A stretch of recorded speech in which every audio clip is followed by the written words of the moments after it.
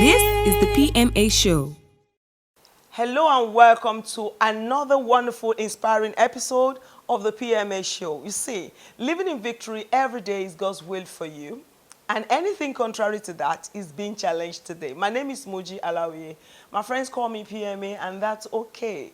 Back in the days, if your child walks up to you and say, I want to become a musician, there are one or two things that will happen. The father would say, no, you are serious.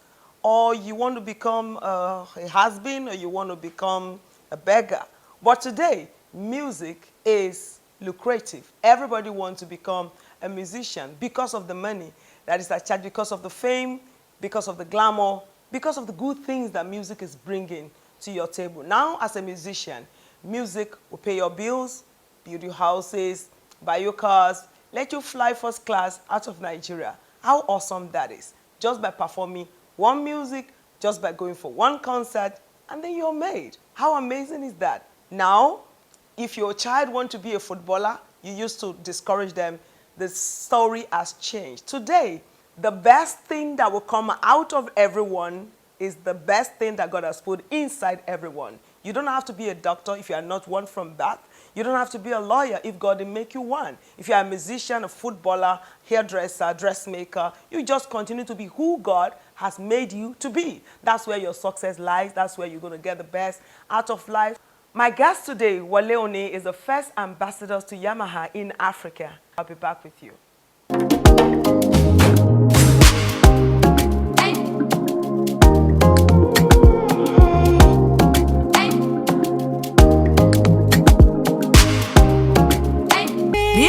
PMA Show.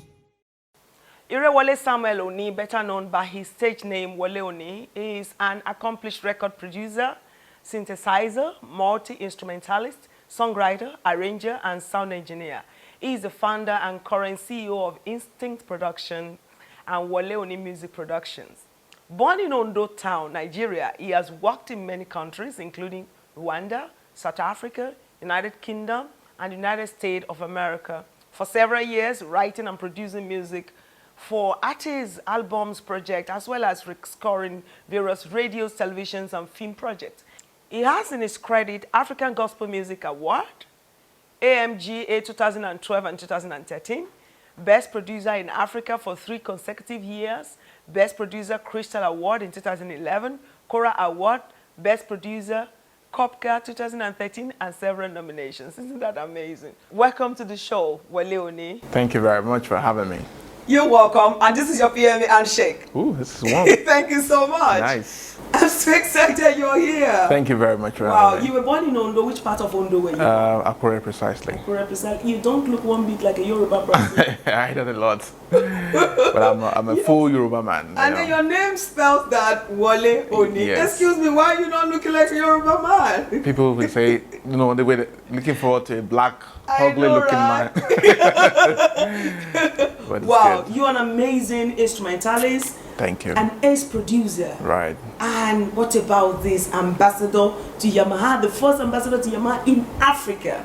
You've done very well for yourself. Thank you. You'll be very proud of yourself. Thank you. Before we go into your details, can you please bring me a little bit back into your background, how you grew up, your siblings, your parents, how did you get your inspiration into music?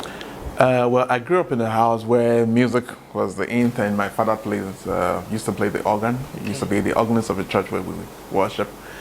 My mother also sings, in the choir.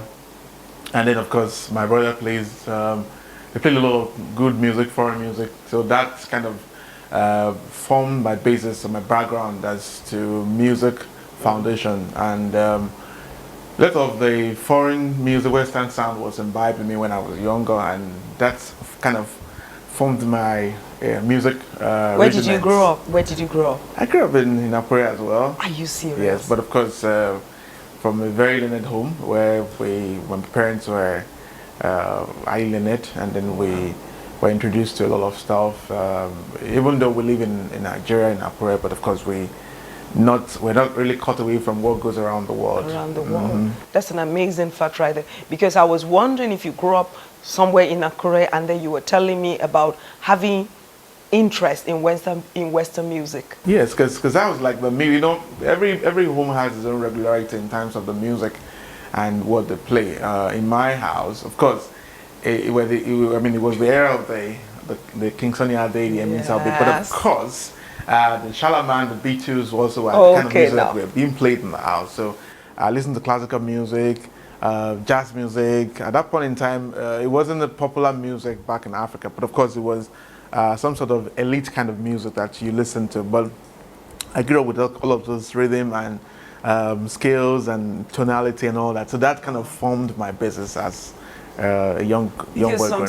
sometimes, growing up in Nigeria, you have this challenge, especially for young guys who are growing up, because you are surrounded with music that are very popular, not necessarily very deep, not necessarily very lyrical, not necessarily very like Enlightened and exactly. But that's the music everybody's listening to. So you, as a young guy growing up, you tend to feel like, what's the big deal?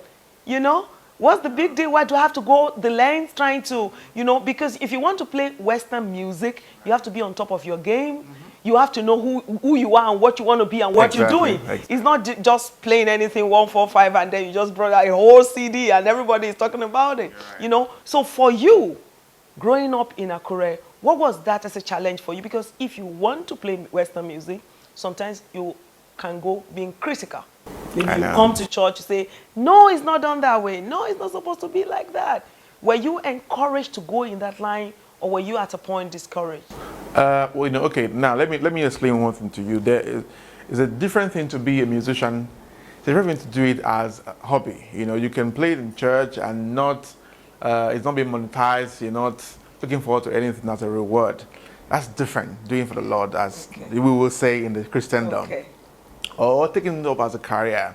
At that point in time, it becomes a challenge, a struggle. People don't have the go-ahead for you because they are skeptical that you will fail, because musicians around at that point in time, if you're not a Kingston Ade or you're not Onyeka Wenu, not the big names, then who are you? So it's almost like you're totally wrong path, and they're trying to say, okay, don't go that way. Do your studies and all of that. So I had such challenges when I was growing up, because not my parents, my brothers, and maybe sometimes they influenced my mom to say, let him play music, this is going to distract him.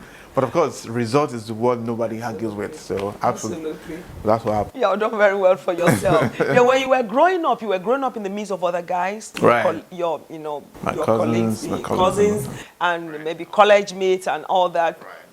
Right. What was it like for you? I remember a young man asking me a question one day. He had wanted to be a musician all his life. Then, his teacher in school was asking him, excuse me, young man, if one day you are in the hall of musical concert and you were going to be on the keyboard playing, and then one of your friends in school today is the president of Nigeria, would you still love to be on that keyboard playing? Would that still be your choice if you have a choice? Okay. And he paused and he couldn't answer that question. If you were faced with that question, what would be your answer? I'm not talking now. I'm talking years back. Okay, let me tell you something. One thing that kept me going in all of this music and what have you was the fact that I wanted to influence the world. That, for me, is beyond being a president. If you're a president of any nation and you don't influence the world, you're limited. So, but if your music transcends beyond your environment and you influence the world, then you are bigger than any president in the world. Wow. So, such mindset I had when I was growing up. I was not, being cramped down with the fact that, okay, if you don't be a medical doctor, you don't inject people, you're not a lawyer. I guess with every profession is potent and is prominent in its own right. So I feel if I do what I do right and I'm positive about it and I can influence people positively, then I've done what a president would have done for a country if he is active and taking responsibility up. The reason why I asked that question is because there are so many youth watching us right now who looked at WOLE and said, wow, that's the guy, he's my role model. But you didn't just get there one day. Right. You went through so many challenges. Some of those challenges, they look at themselves, some of these guys today, and they just give up on those challenges, and so they are not able to follow their dreams. So 20 years after, they are unfulfilled doctors, unfulfilled lawyers, because their parents have pushed them, because the society has pushed them. If a teacher could ask a young man that kind of a question, that was a challenge for the young man, thinking, do I want to be a president or do I still want to be a musician? That one day I'll be playing in a musical hall where the president will step in that room. That's the reason why I ask you that question. Today, the rest is history. Right. You are an accomplished music producer, and congratulations. Thank you very much. I want to ask, you know, you've been working in Nigeria. People have been talking about you now for maybe I don't know, maybe two, three decades. Yes. 2, 3 decades. That's a lot. So I asked, how old is the WOLE Oni? Because when I look forward to meeting him, I was expecting a very say the way it is. an old man. Okay. Who has been in the industry like an hip. I'm very dark. I'm very dark, and someone who had been in the studio all his life, like something like that. When I saw you, I was like, is that the WOLE Oni that people are talking about? What does that make you feel? Well, for me, how loud have you walked to get here so soon? Okay, I've been working actively in music for about 33 years. Did you say what? 33 years. 33 years? Yes. How old are you? Well, I don't want to say it online. I can tell you privately. Okay. But let me tell you one thing about all of this. Some men are, let me just say, some boys are born as men. They're young, but of course they have in-depth of knowledge and wisdom, and have the ability to be able to put things together and be able to make things work. I think I'm one of those who were born not to have a jet age kind of flying thing, but of course to understand how things are done in motion, how things are being metamorphosized from one point to another. So I kind of have a different perspective and ideology about life and all that. So that's also helped my music. When I'm producing music, when I'm doing music, I just have one thing in mind. It's either it's good or it's not good. So I try to make it good, even when I'm tired or I'm not even paid as I should be paid. But the mindset is to make it good, so that we make history with what we do, so that when tomorrow comes, when we are being asked a question, what have you spent your time to do? You can say, okay, I worked for 10 years, 10, 20 years. This is what I've been able to do. So your archives can have something that is reputable enough to influence people. So that's my old thought and ideology. Proud of yourself. Yeah, I think. I know you did the work, Igwe, for the Midnight Crew, and what other works? There are a whole lot of stuff. I mean, so many okay, if you're taking it from almost in FABIYI, I mean, you did that would be fresh memory. Oh. You go to Joba Lara George. You go yes, Lara George. The Joba. Yes, Kolebaje, Hallelujah. Those are my songs like Digdala, Shomore, Kanikore, Tosi Martins Olomi. Praise. I mean, different kind of songs that I've done by Chris. You did yes, I did that as well. What does it mean to be a producer? To be a producer means to be able to direct people in a way to fulfill their dreams.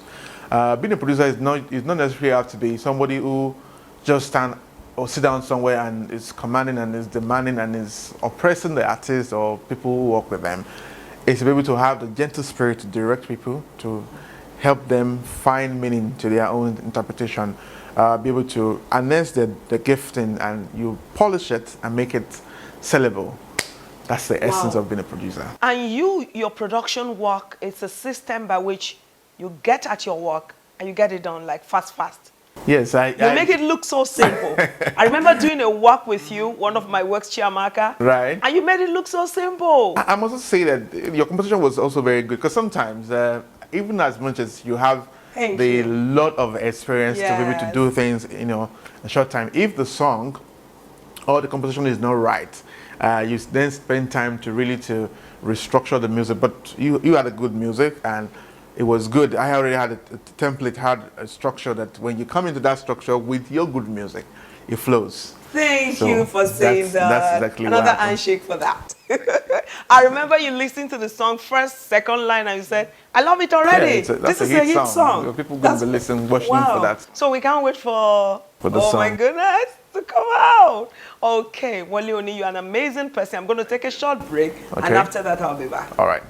Okay, thank you for staying tuned. This is still the PMA show. I've been on set with WOLE Oni, an amazing human being. I'll be back after the break.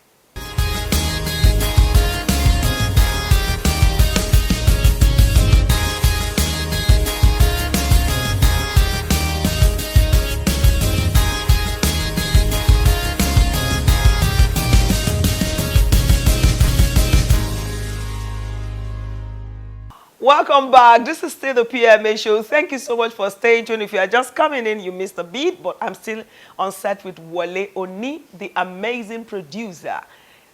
And so interesting, you are the first ambassador to Yamaha in Africa. Talk about that. Well, to the glory of God, that happens to be the story now. Wow. How did you get Okay.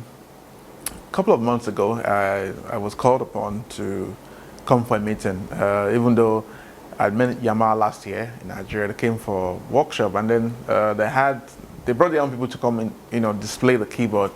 But of course, because you don't understand the African terrain and you can't interpret the music in an African way to an African man who loves dance, who loves rhythm, who loves to be happy. So in that kind of gathering, I said, okay, pick WOLE, but I was called for the meeting and they said they've been watching, trying to follow a track for me for 10 years. So, and they called me and said, okay, well, do you want to be part of, do you want to join us? And I said, why? I said, well, first in Africa, they haven't done that before. So I came on board and I was endorsed. And that's it. And I've done quite some numbers of demonstrations with them. Not even in Nigeria, only outside the country, and they were more than glad. Because amazing. They were blown off that an African person can understand the instrument and use the instrument, not just to understand, but use the instrument appropriately, and interpret it differently to what they are used to. So there was no audition or anything? No, the audition I think they had was a conversation to just talk about, because they had gone online. And they've been checking your work exactly for 10 years. So that's wow. What's are you the best producer in Nigeria? In Nigeria, I don't think I glide in Nigeria anymore. I glide in the world now. Talk about it. Yeah, because the list came out about 4 months ago after I released a Yamaha video, which I think you want to show. Yes. Montage video. That was my own series of display. After the video, they rated me at one of the best 10 in the world. Best 10 in the world. Yes, one of the best 10 in the world. Thank you. So it wasn't just Nigerians. Nigerians just a small portion of Africa, and Africa is a portion of the world. So I operate in that spectrum. Do you feel lucky? I feel blessed, not just lucky. I feel blessed and graced by God. Because sometimes you just feel like there's some guys who have been working like before you came into the, on stage, and then they stand and wonder, how did he get there? How did I get there? Many people ask that question. Think it's God's favor, of course. Hard work. Who else will be behind it if not God? All right. Yes, God. But also, God gives us a lot of opportunities, gifting, but if you don't fine-tune it, just like the case of a man with 10 talents and 1 talent.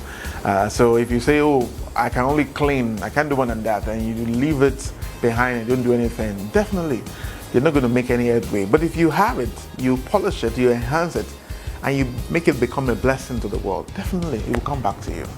Some people feel when you touch a music, it becomes famous. I think that's grace. Is that true? There's something they call oil. Which is that true? Yes, that's how I think. How do you make that happen?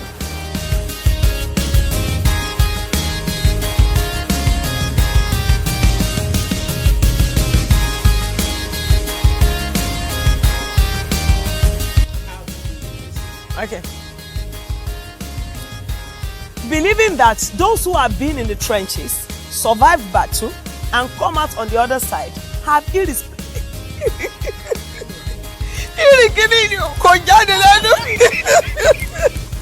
don't call him scripting.